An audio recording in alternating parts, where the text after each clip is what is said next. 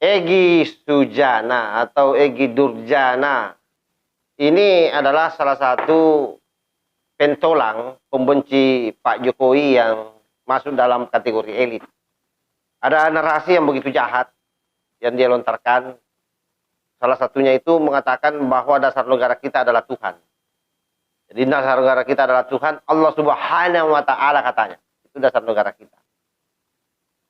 Narasi-narasi ini sudah sering disampaikan Egy di mana-mana. Dalam rangka apa? Mencoba membangun semangat di kalangan umat Islam untuk ikut berjuang bersama-sama, melakukan perebutan kekuasaan, lalu kemudian menjalankan sistem syariah Islam. Itu jelas. Dan yang paling utama adalah dasar negara ini adalah Tuhan, Tuhannya itu adalah Allah, Allah itu punya hukum, namanya hukum Islam. Yang nggak setuju ya kafir, kita lawan. Dasar negara ini adalah Tuhan, Tuhannya itu adalah Allah, Allah itu punya hukum, namanya hukum Islam. Yang nggak setuju ya kafir, kita lawan. Ya, kalau saya presidennya saya tangkap.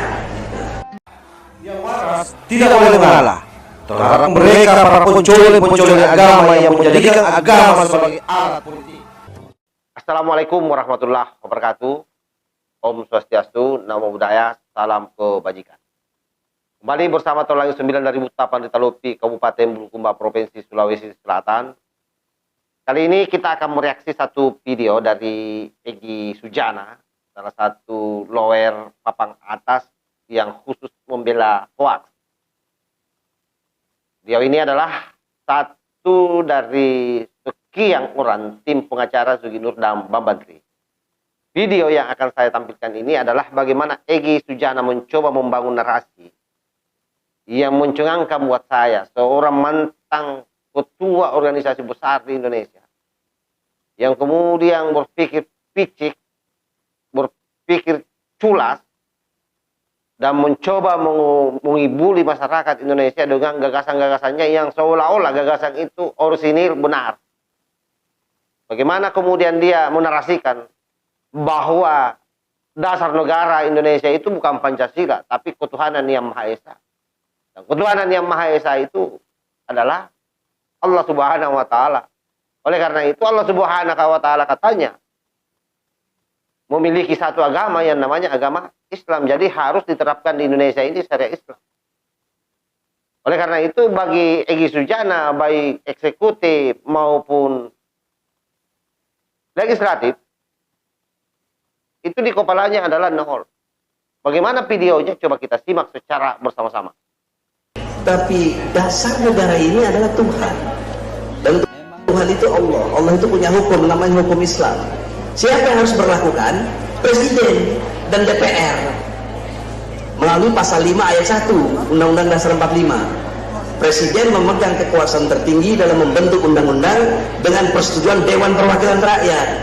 Jadi, makanya lihat sejarah. Kalau 7 kali kita udah ganti presiden, 73 tahun lebih kita merdeka, tapi hampir hari ini juga hukum Islam tidak berlaku, itu harus berani kita katakan presiden dan DPR-nya tidak komit sama Islam, tidak mengerti bahwa dasar negara ini Allah gitu. Dan Allah punya hukum, tinggal mau nggak memperlakukannya. Namanya presiden dan DPR. Makanya kita jangan pilih presiden yang tidak komit. Nah kalau yang satunya komit, minimal sama Pak Yusuf Marta ini ada istimewa ulama, dan seterusnya dan seterusnya. Itu jelas. Dan yang paling utama adalah dasar negara ini adalah Tuhan, Tuhannya itu adalah Allah, Allah itu punya hukum, namanya hukum Islam. Yang nggak setuju ya kafir, kita lawan. Dasar negara ini adalah Tuhan, Tuhannya itu adalah Allah, Allah itu punya hukum, namanya hukum Islam. Yang nggak setuju ya kafir, kita lawan. Ya, kalau saya presidennya saya tangkap. Oke, saya kira kita sudah mendengar bagaimana narasi dungu dari Egy Sujana yang mencoba menghilangkan di kepala masyarakat bahwa Pancasila adalah dasar negara. Ini kan salah satu pola-pola khawarij ini yang melakukan cuci otak. Kita berharap bahwa rakyat Indonesia yang masih waras itu tidak terpengaruh. Kalau mau ada yang terpengaruh ya rakyat kadrun saja. Bagaimana mungkin ketuhanan yang Maha Esa, dia glorifikasi sebagai dasar negara. Sumbernya di situ itu. Kalau dia menyatakan bahwa Tuhan yang Maha Esa adalah dasar negara. Itu kan sila pertama dari 5 sila yang ada di Pancasila. Artinya apa? Kalau kita mau bedah secara mendalam, 5 sila yang ada di Pancasila sebenarnya itu adalah bagian daripada nilai dan substansi ajaran-ajaran agama yang ada di Indonesia. Secara umum. Lalu kenapa menempatkan sila pertama ketuhanan yang Maha Esa? Karena itu adalah ketauhidan. Artinya apa? Tidak ada orang yang boleh tinggal di Indonesia ini kalau dia tidak bertauhid. Ya salah satunya sebenarnya seperti Rocky Gerung. Tidak boleh tinggal di Indonesia itu karena tidak jelas apa agamanya. Karena orang-orang yang boleh tinggal di Indonesia kalau berdasarkan aturan yang ada, yang memiliki kepercayaan terhadap Tuhan yang Maha Esa. Itulah pasal 29 dalam undang-undang kita. Itu saya kira clear. Semua orang paham. Jadi kalau Bung Egy Sujana bicara seperti ini, saya kira hanya orang bodoh yang mau percaya. Ya kalau kadrung wajar lah kalau dia percaya. Atau misalnya mereka-mereka yang punya kepentingan politik tapi berharap Egy ini menjadi influencernya, ya wajar dia percaya karena ada kepentingan politik di situ. Tetapi bahwa ini adalah satu kebenaran yang dikaitkan dengan agama, omong kosong. Nah, itulah masalahnya. Kalau agama yang selalu diseret-seret masuk dalam wilayah kepentingan politik praktis. Kenapa? Karena itu tadi cenderung menghalalkan segala macam cara. Karena yang namanya agama selalu saya ungkapkan bahwa apapun yang dilakukan oleh orang atas dasar agama, sekalipun itu kejahatan, maka dia akan kelihatan terhormat. Nah itulah kenapa itu selalu mereka jadikan sebagai alat. Cuma memang dulu kita percaya bahwa agama itu paling gampang merasuki atau dibawa menjadi alat untuk mempengaruhi orang-orang yang bodoh. Itu dulu, sekarang ini tidak. Profesor pun terpapar. Seolah-olah bahwa semua yang dia gaungkan itu adalah sebuah kebenaran mutlak dari Tuhan. Padahal sesungguhnya dia hanya jadikan agama Tuhan sebagai alat bagi mereka. Betapa kurang ajarnya orang-orang ini semua. Beraninya Tuhan dia jadikan alat. Agama dia jadikan alat. Astagfirullahaladzim. Egi. Karena itu kemudian sekali lagi saya berharap sahabat-sahabat yang ada di luar sana agar betul-betul bisa memfilter setiap informasi yang beredar di media sosial. Saya tidak mau mendikte bahwa harus si A dan si B yang didengar. Tapi kalian semua punya tapisan di dalam diri masing-masing. Tanya hati nurani kalian. Karena semua terjelaskan di situ. Tapi kadang-kadang juga memang orang kalau sudah terlanjur bebal, dia disampaikan begini juga tidak mau mengerti. Dan seolah-olah tidak paham. Atau seolah-olah paham tapi tidak mau mendengar dan melakukan apa yang disampaikan. Itulah ciri-ciri khasnya kadrung. Jadi kalian semua yang masuk waras, minta tolonglah untuk meluruskan pikiran-pikiran bijak mereka. Nah kalau tidak bahaya. Sampai kapan bangsa kita akan bertahan? Dan inilah yang ditakutkan oleh Soekarno.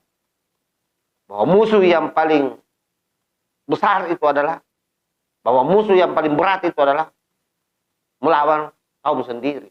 Ini yang terjadi hari ini. Karena apa? Mereka tergila-gila dengan budaya-budaya orang. Mereka tergila-gila dengan ideologi orang. Padahal kita punya dasar ideologi yang bersandarkan pada nilai-nilai kultural di setiap wilayah lokalitas yang ada. Sama misalnya orang Sulawesi Selatan. Itu memiliki juga ideologi dasar perjuangan sesuai dengan lokalitasnya. Orang Jawa juga demikian. Orang Aceh juga demikian. Nah, keragaman-keragaman inilah sebenarnya yang menjadi khasanah kekayaan bangsa kita. Yang membuat bangsa lain segan. Karena coba dibayangkan, dipikirkan lebih dalam lagi. Kita semua bisa menyatu dalam konteks yang namanya bangsa Indonesia, yang notabene kita berbeda-beda. Itu sebuah hal yang sangat luar biasa. Yang dilakukan dulu oleh para leluhur kita, yang tugas kita hari ini hanya satu. Bagaimana menjaga itu. Karena yang bisa melakukannya adalah kita-kita khususnya yang ada di level generasi muda hari ini. Karena itu siapapun yang mencoba mengacak-ngacak bangsa ini, mencoba mengacak-ngacak Pancasila dan kebinekaan ini, maka pasti kita akan lawan. Apapun taruhannya. Apapun taruhannya. Apalagi hanya sekolah kuclu-kuclu ini yang jumlahnya juga ini secuil sebenarnya. Hanya saja kita-kita ini selalu menyerahkan semua prosedural terhadap hukum yang harus bertindak. Cuma memang polisi juga ini memang itu tadi yang saya sampaikan. Tidak tegas menindak mereka. Contoh Egy Sujana ini. Orang yang sudah pernah tersangka kasus makar tahun 2019 yang lalu. Bahkan Fadil Imran, Kapolda Metro Jaya, pernah berjanji waktu dia baru-baru dilantik menjadi Kapolda Metro Jaya di tahun 2020 kalau tidak salah. Mengatakan bahwa akan diproses ulang kasusnya Egy Sujana ini. Mana itu kasus tidak diproses? Kelambatan-kelambatan kalian inilah yang membuat mereka ini leluasa bermanuver, membangun narasi-narasi buruk terhadap bangsa kita. Memprovokasi masyarakat untuk melawan pemerintah. Sampai kapan ini bisa? Sampai kapan ini akan terjadi terus?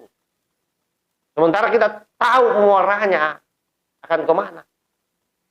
Atau jangan-jangan memang ada sengaja memelihara ini untuk kepentingannya. Jadi sadarlah. Jangan biarkan orang-orang seperti ini berkeliaran di bangsa ini. Karena ini akan memupuk permusuhan anak-anak bangsa.